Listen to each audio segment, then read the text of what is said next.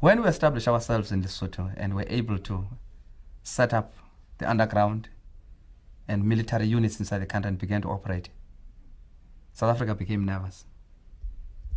They decided to eliminate me in 1981 by sending an agent to plant a bomb under my car.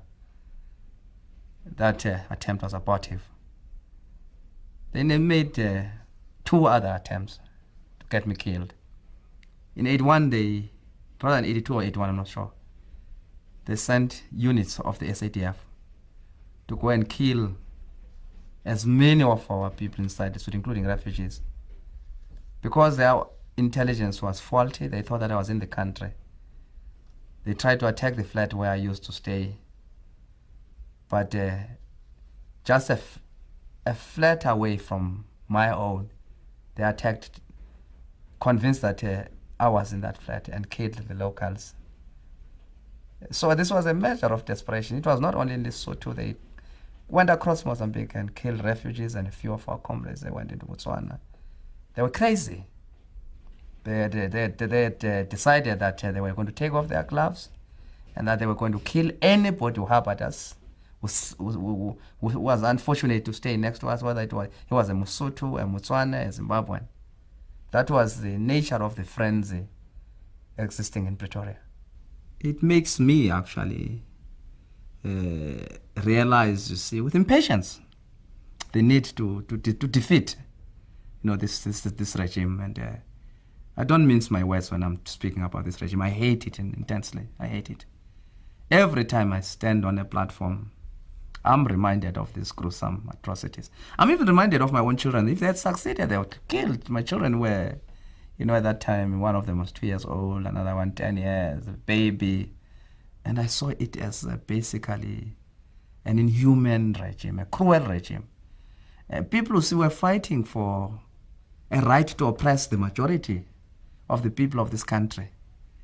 And I disagree with a lot of people who think that de Klerk and others have changed. Because de Klerk and others have done nothing about removing the forces that they created. It's not just Hammer, Van der Vestes, and Gert, Hugo, or whatever his name.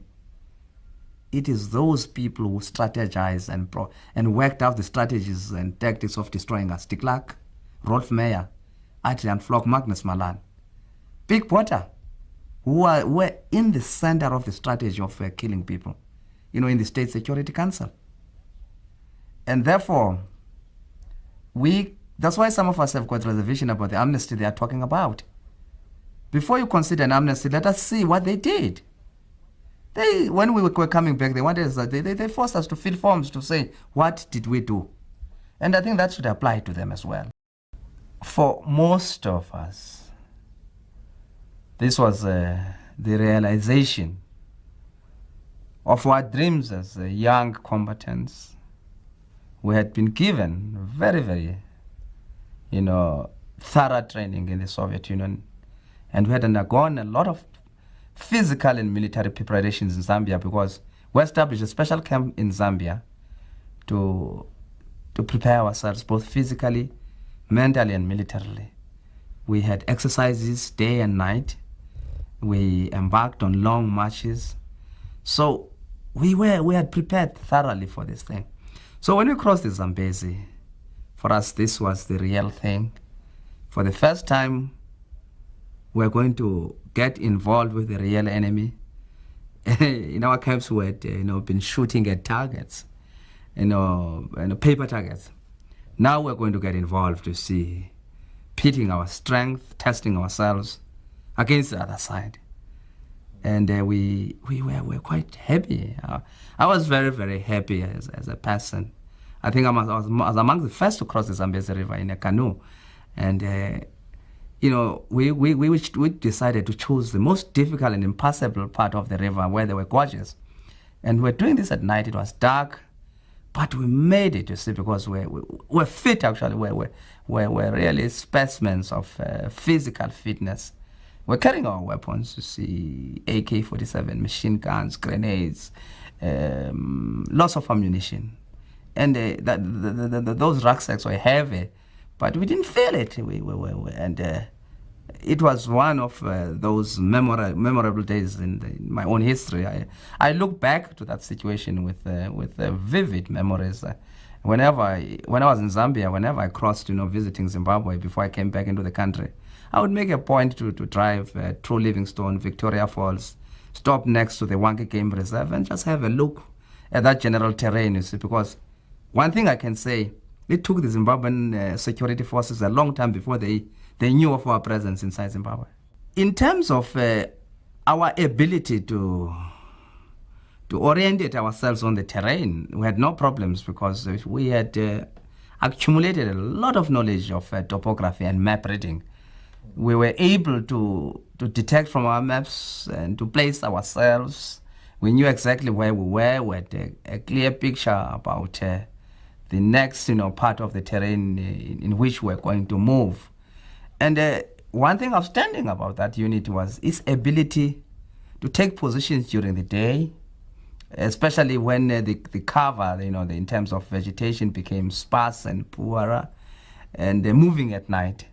We were able to use our knowledge of stars to guide us in terms of the direction of our movements. And in a way, because we studied these maps before we crossed the river, we had no problems. And deliberately, we had decided to avoid physical contact with the people until, you see, we had established ourselves inside Rhodesia, because we're quite aware that, early contact with the people would lead to a situation where some of them might inform the other side.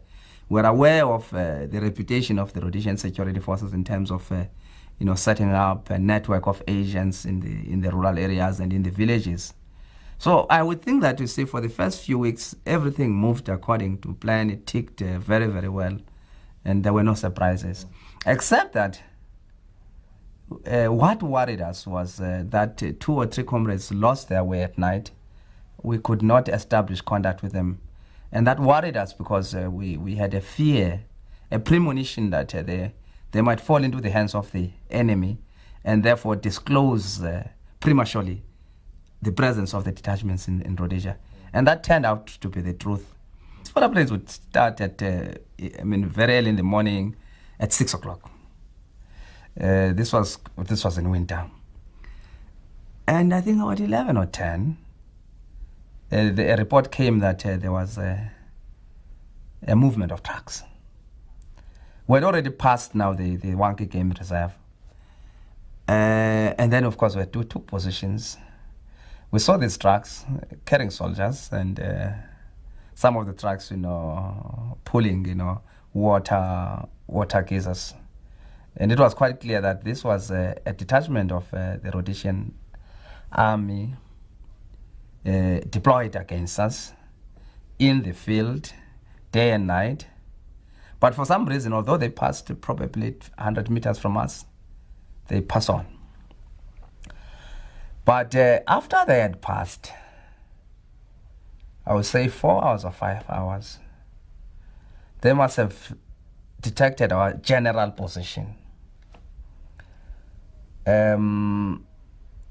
Because earlier on, there had been exchange of fire.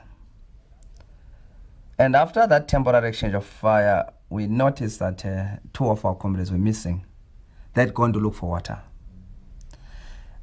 Those 2 comrades were Ernest Mudulo and one comrade called Mampuru from the Northern Transvaal, from Skukuniland. And their disappearance now confirmed our fears that that exchange of fire must have involved them. And that necessitated, urgent preparations on our part to prepare for battle. Then all of a sudden, I think at about 15 hours, there was a rapid fire towards our direction, a bit wild, with frequent shouts calling upon us to surrender. And the call to surrender was followed by shouts that we were surrounded, it was useless to fight, terrorists surrender. Now, those of us who were in command now said, look, chaps, nobody is allowed to pull the trigger before the target is properly identified and